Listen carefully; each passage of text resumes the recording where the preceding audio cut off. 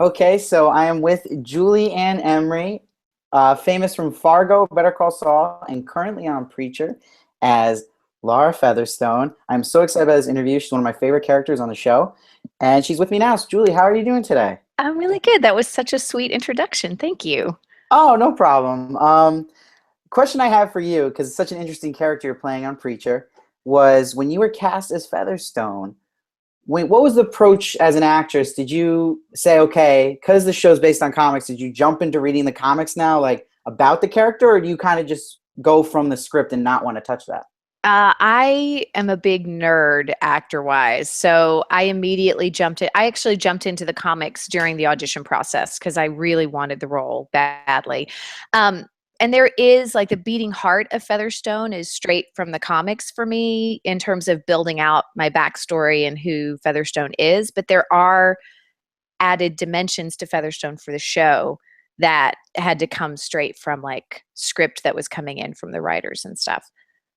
So that's where I get to is I feel like the difficult part with a role like Featherstone is you read some of the comics, or I don't know if you finished all the comics with her, I'm but halfway through. So I halfway thought I through. would like breeze through them really quickly, but I got really sucked in really fast.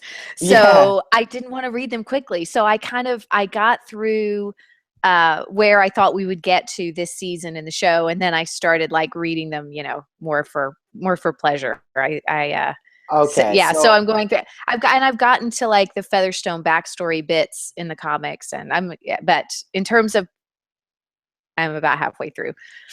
okay, so that's the thing. When you're saying Featherstone backstory bits in the comics, when you're playing her character now on TV, how much are you thinking about where you know the comics go, but wait, like, is the TV show going to go there? Like, do you feel conflicted on your decisions you make as Featherstone as an actress? I don't feel conflicted. The way I work is from a character place, and that mostly involves backstory. So I have my own backstory for Featherstone that may or may not come into play on the show. The show could go a different direction with Featherstone's backstory. But for myself as an actor, I've built that out. I always try not to look to the future because, um, Preacher changes things quite a bit, right? The TV show from the comics, mostly because if we did a frame by frame of the comics, we would already have run out of material because they just move so quickly. But I try not to look forward to where Featherstone is going. I try to deal with like where she has come from up to this point, and then deal with the material at hand.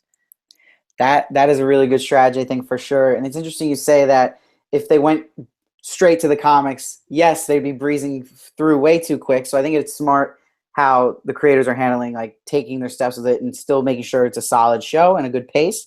And I think what I was gonna ask you about Featherstone is when you were reading some of the comics when you were auditioning for the part, did you look at the picture of Featherstone and be like, oh my God, this is me, especially because of your iconic bangs you have? And then in the comics, Featherstone has these great bangs like you have. Did you feel like I'm born for this? Well, I was not, when they wrote the original version of Featherstone, I was not the prototype. Like they Okay. were going for a much more sort of Margot Robbie type. They looked for the role for like 3 months. The character itself went through a lot of changes. And I think honestly, the character as it went through, the character went through changes in the audition process. I think it came closer to the comics. I think they kind of brought her to more, I don't know, Featherstone appropriate place off the page. But I came in very late in the audition process. I just got, I mean, it was either one of those Kismet things where they weren't looking for me early on in the process and then finally I came in, or it was just meant to be, or I just got really super lucky. But when I did read the material, when it finally came across my desk, I went after it really hard. I mean, it's one of those great, great female roles, right? Like Yes. that's something you lay it all on the line for, right? And it was pilot season, Yeah. and so I was auditioning for all kinds of like wife of the funny guy or all kinds of parts that kind of felt boring to me.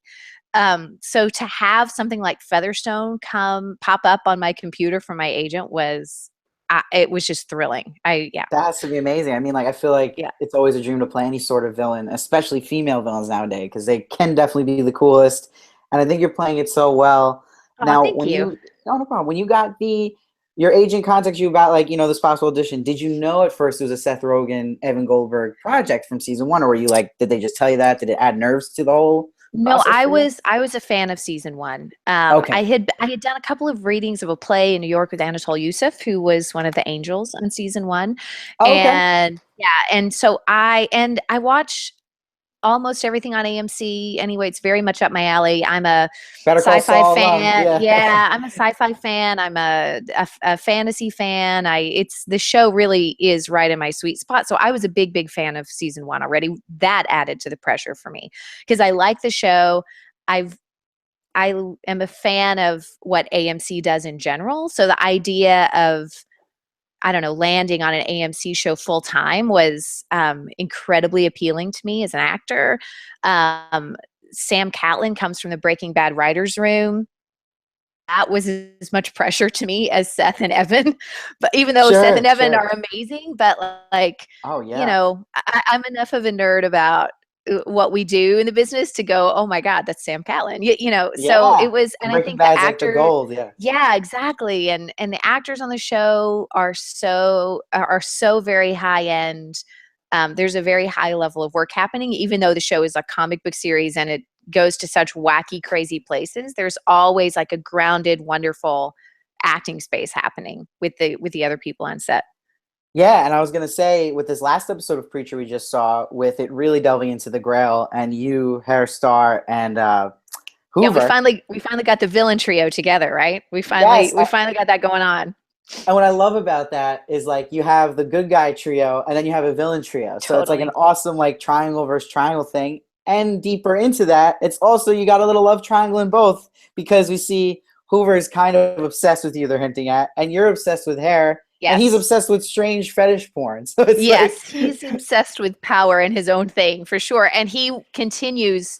I mean, he's just so devastating to Featherstone over and over and over again. It's such a different dynamic for her. She's so large and in charge all the time that then to get into a room with Hair Star where he just nothing all the time is a really beautiful opposite. And how so awesome do you too, if we're talking about the show at large, how I continually would read scripts and feel so lucky that the show was willing to add another badass female character. I mean, Tulip is so badass and amazing. I'm so grateful they didn't go a different direction with Featherstone. I'm so grateful to that they allowed another strong, capable woman to be on the show. Absolutely. I think Yeah. that's awesome. And I think you always need that, especially on the villain side too, because we see a lot of females now at that on the protagonist side, but we need more female villains, I feel. And it adds such a an edge to the show, I think. And it's interesting you say that with Ruth Negga and Tulip because I personally love the humor that fits in with the Grail and you guys as villains because you guys will be doing some dark stuff, and then you get pop-ups about do you like cats during that Yep. scene with the drone. How do you not break character when you're like you're seriously doing this and then there's something like that pops up? How do you not just start like laughing on set? How does that work? I mean, so that's funny you say that because last night I just approved the gag reel for the season 2 DVD. So we Oh, I don't cannot wait to always see that. yeah, so we don't always keep it together. I'll tell you what cracks me up more than like if it's scripted and I know it's coming, that I can prepare myself for. But Malcolm Barrett is just so freaking funny all the time. He doesn't need words to be funny. Yeah. He is hilarious and he breaks me a lot. I I could He's see that when delightful. Like our scenes together just work and they're fabulous, but he continues to play all day. So in every take, there's something different. It just breaks me. And Featherstone is so in my scenes with Hoover, Featherstone proper is so just sort of flat and serious and focused that it's really hard when Malcolm breaks me yeah, I because mean, that doesn't live in her. You know, she's just deadpan all the time. true, and that's what I think is so good about you and Malcolm together on this show because the scenes with Ruth Negga and Tulip coming to the door, well, it's time to see you next door, and then you Yes, shapeshift like you usually do, change into a disguise, and he just gets on his phone and walks into like a closet. I lose it every time. I totally. think it's the funniest thing that subtle like comedy they throw in there, and you guys do it great. And I was gonna say too, when we first see you this season, and you're the jazz singer and you got the blonde wig on, when you get into that process where that episode is mostly you in disguise, how like because again you have these notorious bangs. Where do they go? I'm confused. It's you almost. I'm like, wow, it's like really flips me off. Like, that's the same woman. How do they do it? Do you have to put your hair back? Like, I don't know hair stuff, so I'm just curious how they do it. Yeah, so that Danita Blanche is my hairstylist, and Amy Wood is the key hairstylist on the show, and they did a brilliant job with the wigs, I think. And every character, every persona that I have, we do a test process for. So I'll go in on a day I'm not shooting. They for the blonde wig for the jazz singer, they actually had to paint a big portion of my own hair underneath the wig because the dark was showing through. They do Oh some wow. makeup with it, and then we photograph and we do a little video and send it up the ladder for approvals. And I weigh in on what I think is right for the character. Like the jazz singer was almost a redhead, and it was between that and the sort of platinum blonde. And then we went through the whole thing again with Jenny, and we get so every time there's a new persona, we do a new test round, almost as if it's introducing a new character to the show. And to have that level of, actually with the jazz singer, the costume designer requested that I get into the wig and the makeup and then come put on the dresses that she wanted to use so that we could see the full effect for that introduction. So there's a very high level of commitment behind the scenes to helping me make those transformations. And then I get to, internally make the transformation. I really wanted to make Featherstone a brilliant actress because I think it's just more diabolical. Like if she's willing to embody all of these things in other people that she sees as sin or that she judges, that if she's willing to so fully embody that in order to lay a trap or to go undercover, I just think that makes her I don't it just makes her so much more interesting to me.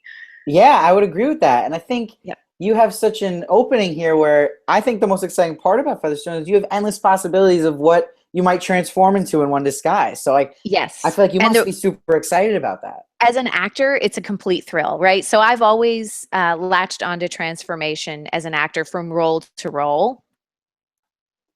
Led me to Betsy Kettleman on Better Call Saul. But Of course. to have all of that in one role is you don't even dream that that could happen. I mean, that's just amazing. I do like when Jenny came up, actually for both Lara and Jenny, I send like little dialect options to Sam Catlin and the writers on like, I'm like, here's where I'm thinking of going with her. And then they weigh in and we kind of develop that together. I send like different sort of, I don't know, vocal register options, and we do little tests for everything. It's really thrilling. And it's so, it so scratches my nerd itch as an actor. It's so great. Sure. I love But I it. love that, like, from someone in the nerd culture and a nerd myself, obviously the stuff behind me.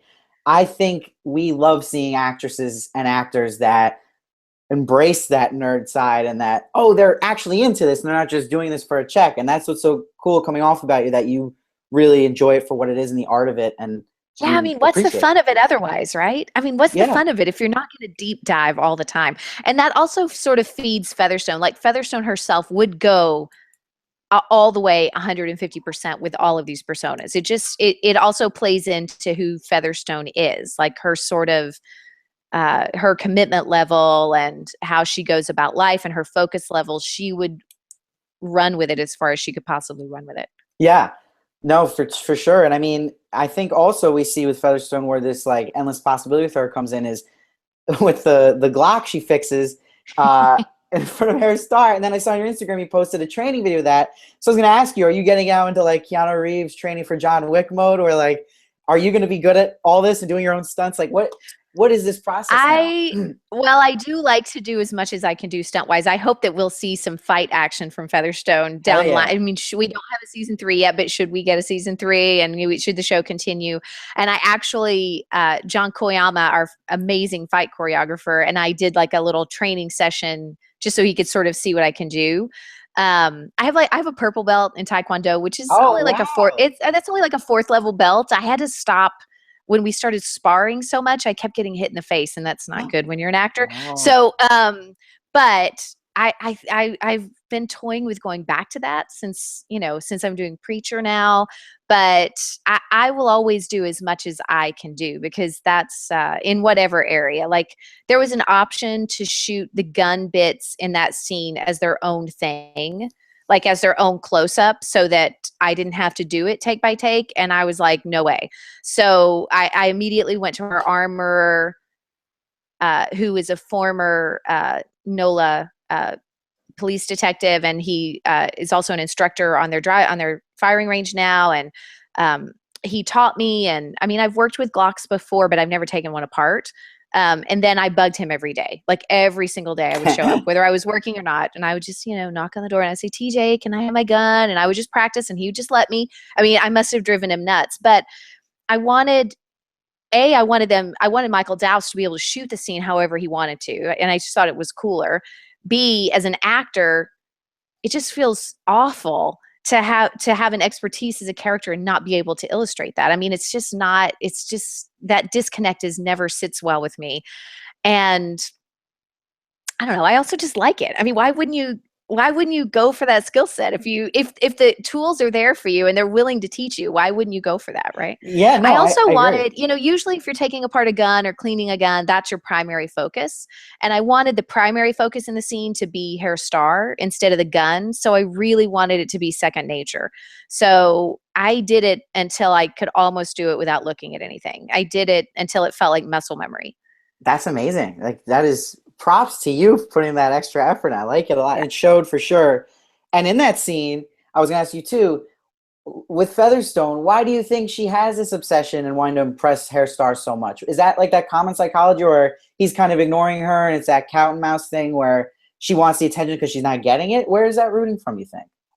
No, I think it goes a lot further than that. I think to classify Featherstone as classically in love with Hair Star is not quite accurate. I think it's more like a cult leader kind of love. And I think Featherstone is a true believer.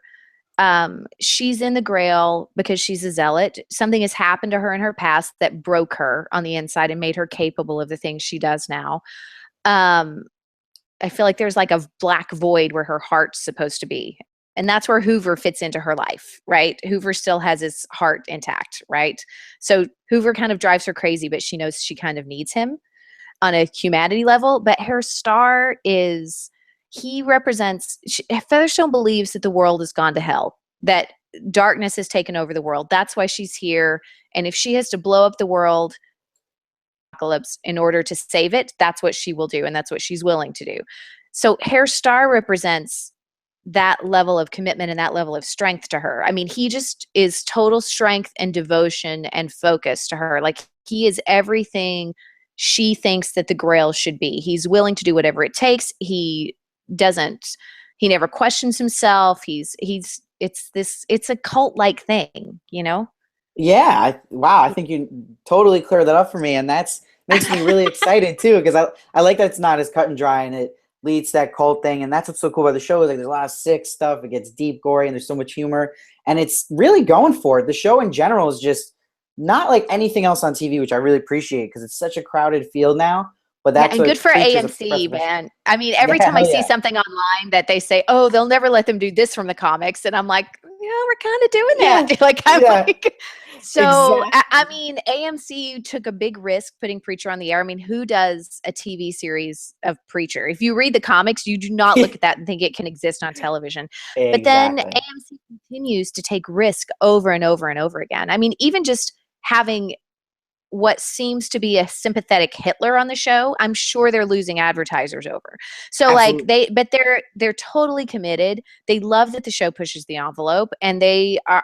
I mean, full props to them for taking that risk. Absolutely. I totally agree with that. And I think that's why anyone who doesn't watch the show and watch this interview, watch the show to see Julie and Emery kick ass as Featherstone. Last question I have for you. I have two more questions. First one is Okay, go for it. you don't have to answer this, but are we going to see any new disguises of Featherstone this season? So that would be a spoiler, and I live in a spoiler-free zone, so I would never ever tell you that. Okay, so how about this? Do you as an actress hope to see a new disguise come this season or in the future? I will say this. It is my favorite part of Featherstone is the transformational aspect of her. So yes, I hope that continues. Okay, Absolutely. awesome. And then Yes. my last question is, you had actually complimented my Yoda pop before, and I have a Cassidy one Oh, you too. have a Cassidy. I do from Preacher, and I want to know when are we getting the Featherstone pop? Who do we have to talk to get that? Well, that is so very much not up to me. That is up to the people at Funko Pop, and Yeah. I would absolutely die if that I mean, that would just blow my mind way too much. That would just be too over the top. I mean, the comic book world is new for me. Like Better Call Saul, the Better Call Saul Breaking Bad fan world is very intelligent, very specific. They watch everything. They'll notice something that's out of focus behind you on a shelf and talk about it online. They're very hardcore. So I was used to like a hardcore, intelligent fandom, which Preacher definitely is. But the comic book and the dedication to it really kicks it up a level. It was really, I mean, before the show, while we were shooting, a few people put up on Twitter, I've been waiting 22 years to see Featherstone brought to life. I've been waiting 17 years to see Featherstone brought to life. And on one hand, that's so cool. And I totally get it because I'm a giant fan of things myself. On the other hand, I'm like, okay, no pressure or anything. I hope they don't Yeah. hate my rendition of Featherstone because she varies. Like the beating heart of her is straight from the comics, but we have taken her further, much like they've taken Tulip further. We've taken Featherstone further than the comics. Well, I'll let you know from the nerd community, we love you and we accept you, and you're killing it as Featherstone. Nothing to worry about there. Take the pressure off. I wish you the best of luck the rest of this season. And if you love Ann Emery on Preacher, you can also catch her on previous episodes of Better Call Saul and Fargo, which she's also great on. And yeah, catch Preacher Monday nights at 9. And is there anything else coming up that we can get excited about you doing, future projects down the road, Julie? That I have 4 movies coming up, but they Woo! don't have release dates yet. Yeah, so one of them is a Christmas movie, so I assume that'll be out sometime around November. But I'm working on my Preacher break. I'm working on some little films, so I'm Awesome. stoked about that. Yeah. Can't wait. All right, Julie. Yeah. Well, thank you so much for joining me. And everyone, please catch Preacher. Is there anything else you want to say, Julie, before we head out? No, watch Preacher. And if you are a fan of Preacher and you want to see it renewed, we don't have a renewal for season 3 yet. Try to watch it the week that it airs. Like you don't have to watch it then. I'm a binge watcher myself, but you don't have to watch it the night it airs, although that's nice. But +3 and +7 counts a lot for us. So if you're a fan of Preacher and you want to see it continue, try to watch it the week that it's up. And I know fans are concerned too. Does that count? Do you know if that counts too? If like that week we watch it, let's say on demand right after it airs, like does that go Yes, towards like it? anything within 7 days. So there's like a rating for watching it that night, there's a rating for watching it within 3 days, and there's a rating for watching it within 7. So all of that sort of counts. And also social engagement counts now, like talk about it on Twitter, that matters. In the powers that be weighing in, and we have a very good social engagement with Preacher, particularly on Twitter. But yeah, if you want to see the show continue, get involved and try to watch it the week that it's up. Excellent. Everyone, you heard the lady. Julie, thank you so much for joining me, and I hope to speak to you soon. Thank you so much for having me. This is really nice. Awesome.